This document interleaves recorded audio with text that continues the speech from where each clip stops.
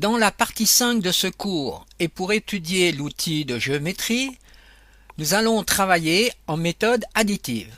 Alors, vous vous souvenez, on fait File, New et on choisit le mode de travail, additif. OK.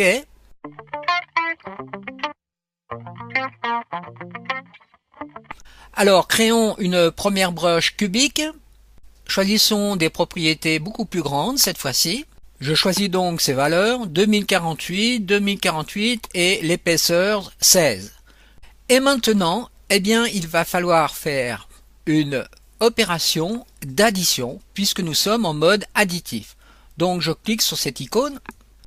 Sur ce premier plan, je peux aussi rajouter tout de suite une lumière, donc Add Actor Light.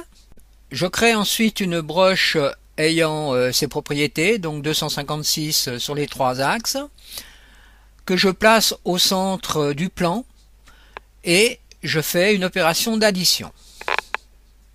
Je désélectionne la broche en appuyant sur la touche de clavier B et ensuite je me mets en fil de fer. Au moment où je vais cliquer maintenant sur cette boîte, je vois que cette boîte, cette première géométrie, est constituée de sommets, de segments et de polygones. Alors, cliquons sur l'outil géométrie et étudions toutes les possibilités qui nous sont offertes. Si l'on se trouve en mode Edit, on peut par exemple déjà sélectionner les sommets. Constatez ici comment l'axe XYZ se positionne. Pour qu'il se positionne juste, il faudra vous passer en mode World. Là, vous allez sélectionner un polygone ou bien un autre polygone et quand vous êtes ici, vous sélectionnez l'arête. Alors, vous voyez que c'est génial car on peut sélectionner donc une de ces trois composantes. Alors prenons pour commencer par exemple le sommet qui se trouve ici et vous voyez que comme je suis avec l'outil de déplacement, je peux déplacer le sommet vers le haut. Undo pour revenir en arrière. Bien sûr, vous pouvez aussi utiliser comme d'habitude la grille. Alors mettons-nous sur 16. Déplacement donc d'un sommet, d'un autre sommet. Undo. Effectuons la même chose en ayant sélectionné donc une arête. Maintenant, si je sélectionne un polygone, je peux aussi, vous voyez, faire une sorte d'extrude. Je sélectionne le polygone du haut et que j'applique l'outil échelle. Vous voyez que je peux changer l'échelle du polygone. Regardons maintenant un autre outil. Alors pour cela, je dois d'abord sélectionner un polygone. Donc je sélectionne le polygone du haut. Vous voyez ici que le modificateur extrude est actif. Donc je peux cliquer sur extrude. Les propriétés apparaissent ici. Si je mets par exemple 64 de hauteur et 3 segments et que je fais applique, je vois tout de suite ce qui se passe. Ici j'ai donc 3 segments. Entre chaque segment, il y a ici une hauteur de 64. On peut donc continuer de la même façon. Alors si par exemple je sélectionne cette fois-ci ce polygone, que je fais extrude et que je garde les mêmes valeurs et que je fais applique, vous voyez ce qui se passe, nous partons dans une autre direction. Donc continuer à construire en utilisant donc cet outil. Si par exemple maintenant je sélectionne donc cette arête et que je clique sur le modificateur split, ceci va donc me faire deux segments, mais vous voyez tout au long de la géométrie. Je peux continuer par exemple en sélectionnant maintenant cette arête et en déplaçant, vous voyez cette arête comme ceci. Je fais la même chose de l'autre côté et vous voyez que ici j'obtiens donc un toit. Donc on voit la souplesse de cet outil de géométrie qui nous permet de construire des objets assez compliqués et extrêmement rapidement. Alors continuons, regardons d'autres possibilités. Donc ici je vais sélectionner ce sommet et ce sommet en appuyant sur la touche CTRL. Et ensuite je vais cliquer sur ce modificateur qui va rejoindre les deux sommets en un seul sommet que je vais pouvoir après, s'il le faut, déplacer pour faire, eh bien voilà, un toit en forme de pyramide. Alors regardons maintenant le modificateur Brush Clip. Donc je le sélectionne. Vous voyez qu'ici j'ai un point qui apparaît.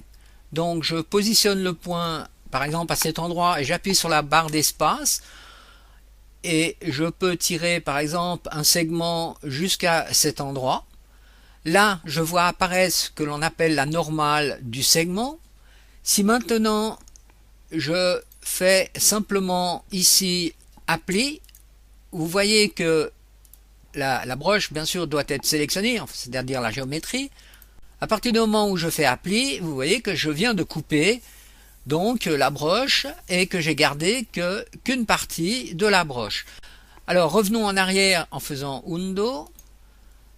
Maintenant faisons un flip normal, c'est-à-dire que nous allons inverser la normale. Rappliquons de nouveau un applique et là à ce moment-là on a l'autre partie de la géométrie qui est restée à disposition. Faisons de nouveau un undo et maintenant faisons un split, c'est-à-dire que nous allons couper en deux parties la géométrie. Vous voyez beaucoup mieux ici en 3 dimensions donc que vous avez effectivement deux parties qui ont été séparées. Intéressons-nous maintenant à l'outil Pen. Alors je vais aller en vue de dessus, de top, et je vais commencer à positionner des points. Alors barre d'espace pour commencer. Ensuite je vais positionner donc des points comme ceci.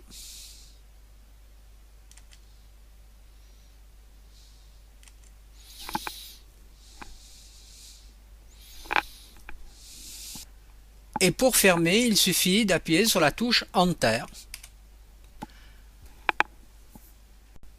Je constate donc que je viens de créer une broche donc, qui a cette forme que je viens de dessiner en vue de dessus, mais qui s'est fait automatiquement un auto-extrude d'une dimension de 256 de hauteur.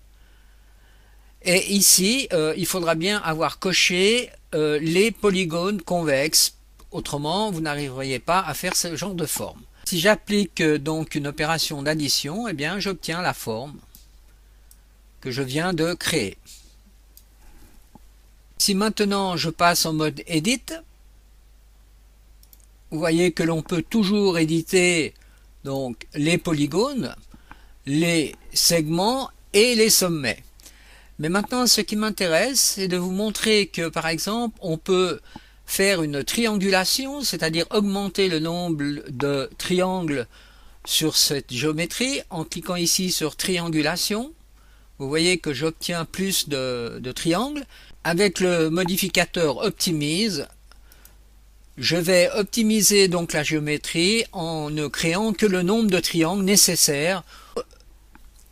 Pour mieux comprendre ce que l'on appelle la normale à un polygone, eh bien, je vais refaire cet exercice, donc cette fois-ci sur un cube. Vous voyez que là, la face donc est visible. Si maintenant je fais Delete, je crée à ce moment-là un trou, la face est invisible, donc j'ai perdu cette face. Donc ici très bien, après avoir relancé forcément un calcul de géométrie, qui manque une face à ce cube. Si je fais le tour, je m'aperçois que j'ai toutes les faces, sauf cette face que je viens de supprimer. Alors comment est-ce que je peux la reconstruire? Eh bien ceci est extrêmement simple. Il va falloir que je sélectionne donc les différents sommets en appuyant sur la touche CTRL voilà, et que je fasse Create, à ce moment-là, j'ai créé de nouveau un polygone. Mais le problème est de savoir, est-ce que ce polygone donc est bien créé dans le bon sens ou pas? Là, il semblerait que oui, le polygone est bien créé dans le bon sens. Alors, si je resélectionne donc ce polygone et que je fais flip, eh bien, vous apercevez ici que le polygone n'a pas été construit dans le bon sens. Ceci revient à dire que pour que la normale de la face, c'est-à-dire que la normale de la face, ça serait un vecteur qui, par rapport à cette face, sort à l'extérieur.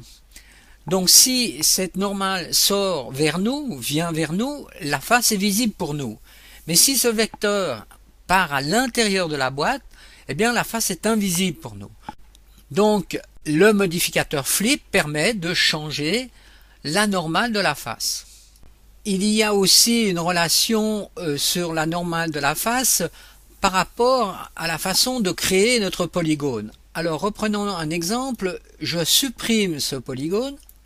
Maintenant, si je veux recréer ce polygone et que par exemple je prends les sommets et que je tourne dans ce sens et que je fais créer, le polygone a bien été créé mais il n'est pas dans le bon sens. Donc il va falloir que je fasse flip, vous voyez, pour que le polygone soit créé dans le bon sens. Le sens de rotation va définir le sens de la normale. Pour finir avec l'outil de géométrie, il nous reste encore à voir le modificateur Let. Alors comment doit-on procéder pour l'utiliser? Eh bien, on va d'abord tout simplement créer ici une forme. Pour créer la forme, je vais utiliser l'outil Pen. Dans les propriétés de cet outil, je fais bien attention de cocher créer une forme. Je désélectionne Auto Extrude et ensuite dans cette fenêtre, je peux créer la forme. Enter pour fermer la forme. Ensuite, je me déplace dans la fenêtre de dessus et je vais déplacer le pivot à cet endroit. Alors, bouton droit, pivot. Je sélectionne ensuite l'outil Let. Je garde ces paramètres par défaut et je fais Apply. Je fais ensuite Undo. Je déplace à nouveau donc le point de pivot à cet endroit. Et cette fois-ci, je vais changer les paramètres. Je vais mettre cette fois-ci 16 segments et faire Apply. Je n'oublie pas ensuite bien sûr de faire une opération d'addition pour créer l'objet. Créons par exemple une autre forme. Je vais changer le point de pivot, je vais me mettre à cet endroit.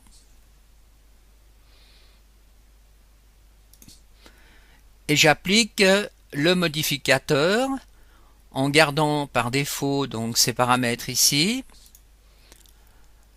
Et voilà le résultat que l'on obtient.